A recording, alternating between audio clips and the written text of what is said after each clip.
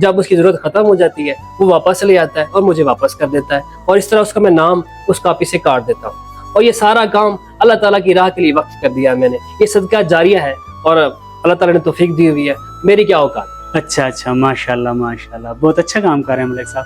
अच्छा मलिक साहब, ये सारा कुछ आप अकेले कर रहे हैं या कोई और भी आपके साथ है? दरअसल शुरू में तो मैंने ये काम अकेले शुरू किया था, लेकिन बाद में मेरे जो दोस्त हैं, मेरे अहबाब हैं, उनके पास भी जो सामान एक्स्ट्रा पड़ा हुआ था उन्होंने भी ला के यहाँ पे रख दिया है।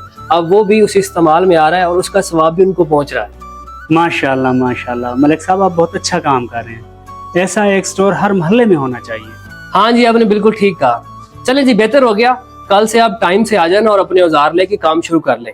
ठीक है बहुत मलिक शुक्रिया, साहब। जज़ाकल्लाह जज़ाकल्लाह।